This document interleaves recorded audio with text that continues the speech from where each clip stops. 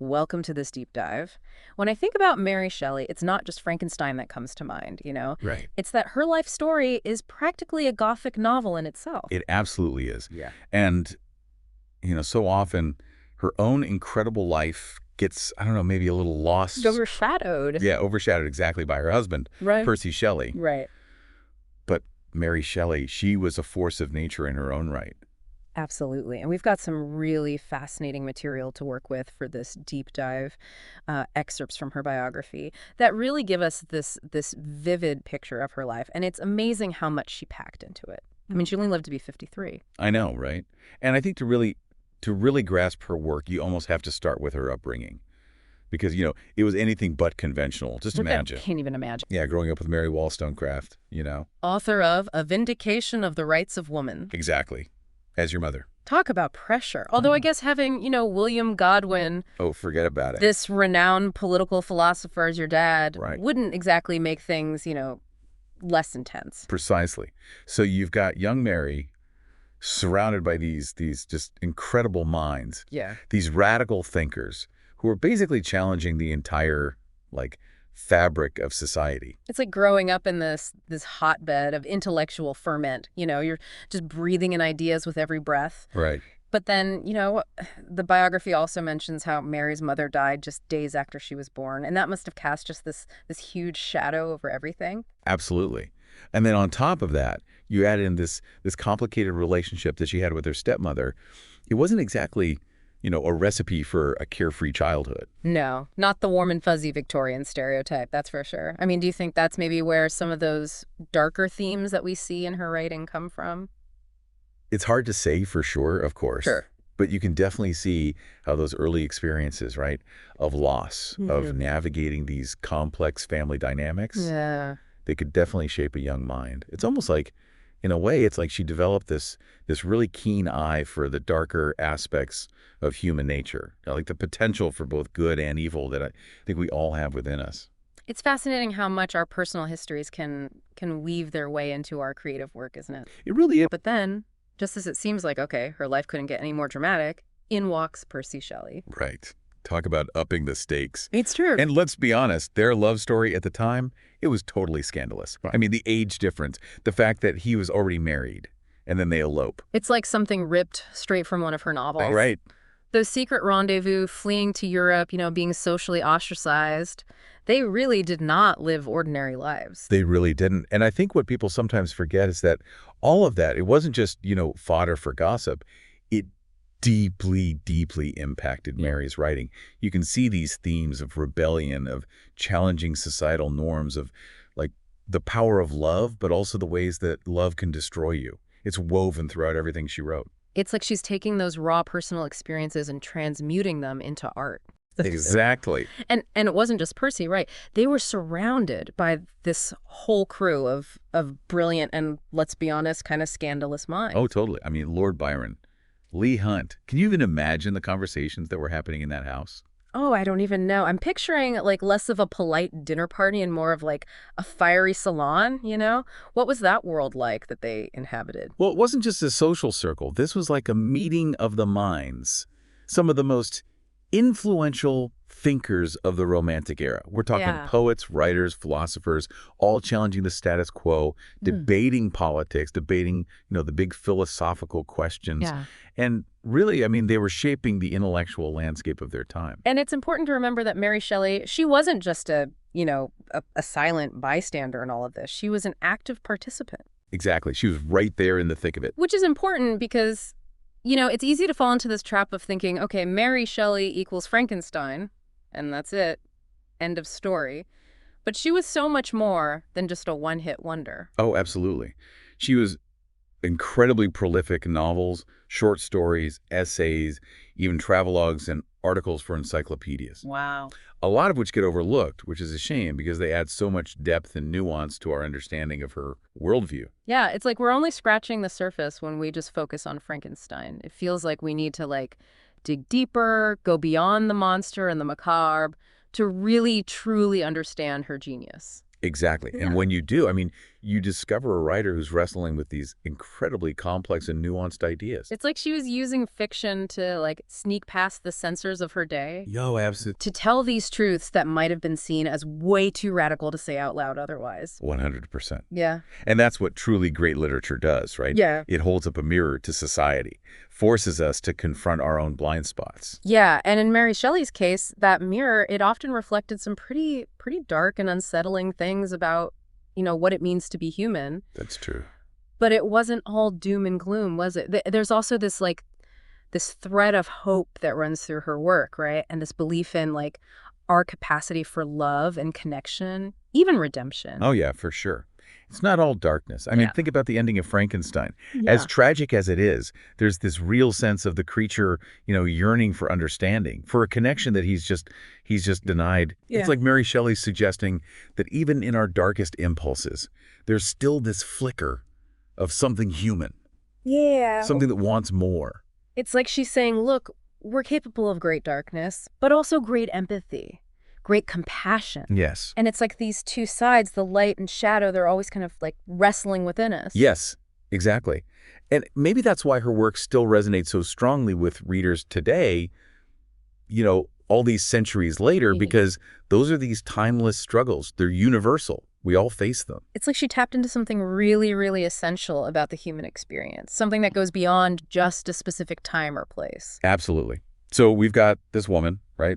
Lived a life worthy of its own novel, surrounded by some of the most radical thinkers of her day. And yet, at the same time, she's grappling with these really deep, universal themes in her writing that, like we've been saying, they still resonate with us today. Totally. It's what makes her so fascinating, right? Her work wasn't just a product of its time, it transcended that. Exactly.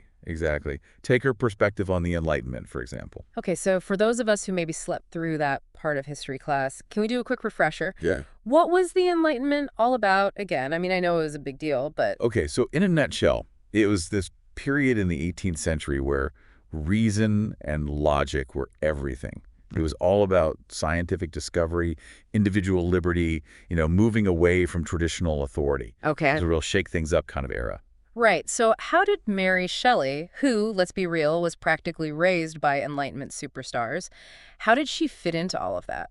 Well, that's where it gets really interesting. I mean, she clearly valued progress, right? And social reform, those were central to the Enlightenment, but she also saw the potential downsides. Remember, she witnessed the French Revolution and its aftermath. Right. And that experience really left a mark on her. Yeah, it wasn't just theoretical for her. She saw firsthand how, like, these really noble ideals could have these unintended consequences, could lead to chaos. Exactly.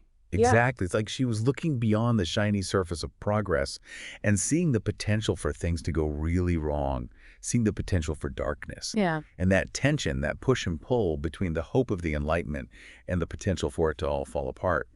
That's in so much of her work. You know what that reminds me of? There's that line from Frankenstein where Victor says, I had desired it with an ardor that far exceeded moderation, but now that I'd finished, the beauty of the dream vanished, and breathless horror and disgust filled my heart.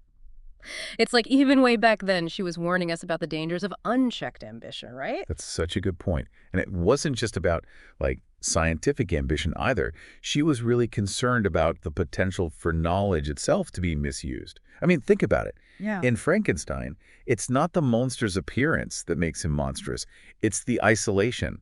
It's the lack of love, of guidance, that leads him down this dark path. It's like Mary Shelley was saying, that knowledge without compassion, without thinking about the ethical side of things, that could be just as destructive as any monster. It's true. It's like she was centuries ahead of her time, raising these questions about the ethics of scientific advancement that we're still grappling with today, like artificial intelligence, genetic engineering. Yes, all of it. The list goes on and on. It does. And then, of course, we can't talk about Mary Shelley without talking about her feminism. I mean, this is a woman who lived in a time when women were basically expected to just, get married and have babies. Right. And she defied those expectations at every turn. She really did.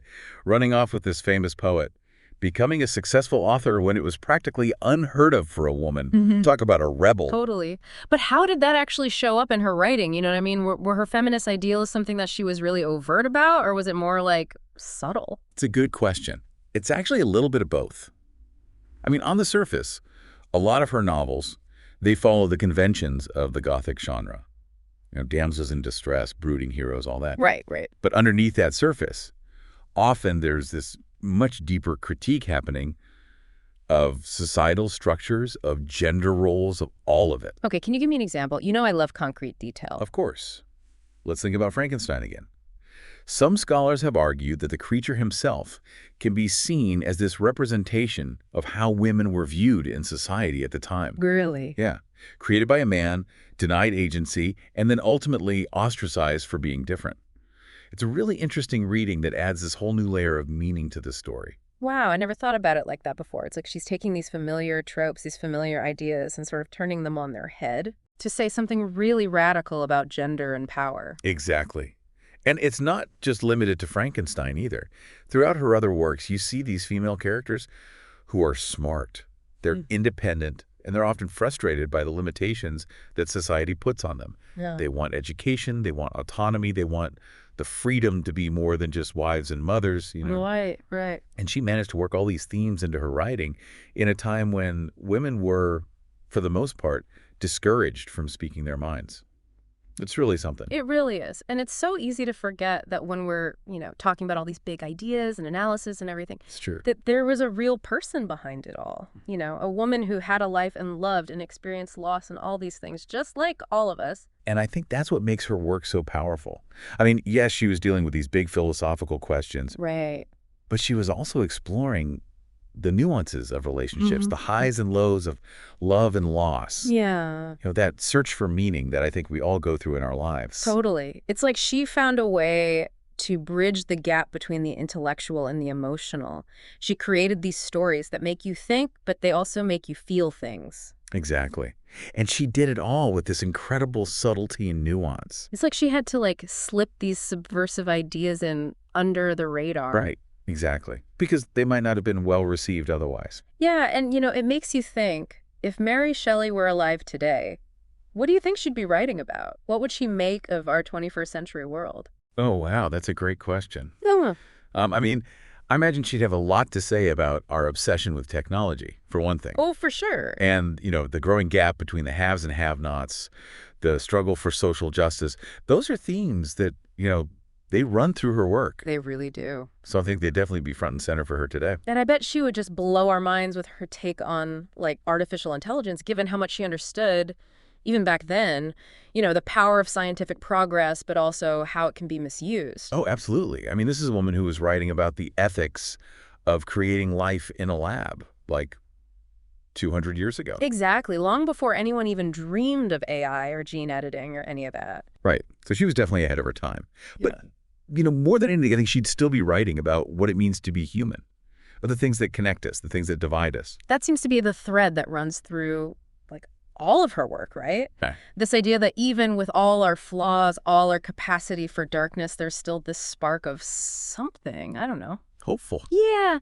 Hopeful, we're capable of change, of being better. And maybe that's the ultimate takeaway from this whole deep dive, that Mary Shelley, she wasn't just some gloomy Gothic novelist. She was a visionary who saw the best and the worst of humanity. Yes. And still, somehow, she held on to this belief that we could create a better future. She really did. And honestly, Wow. I think we could all use a little bit of that hope right now, don't you? Couldn't agree more. Well, that was incredible. Thanks for taking this deep dive with me into the world of Mary Shelley. Oh, the pleasure was all mine, truly. I always love talking about her work. And to all our listeners out there, I hope you'll, I don't know, maybe this has inspired you to revisit Frankenstein, or maybe even discover some of Mary Shelley's other amazing books, because there's a whole world of brilliance waiting for you to uncover. There really is. And who knows, maybe you'll even feel inspired to start writing your own stories. Because after spending this time with Mary Shelley, one thing is clear: we need more voices like hers in the world. 100%. We can never have too many stories. So until next time, happy reading.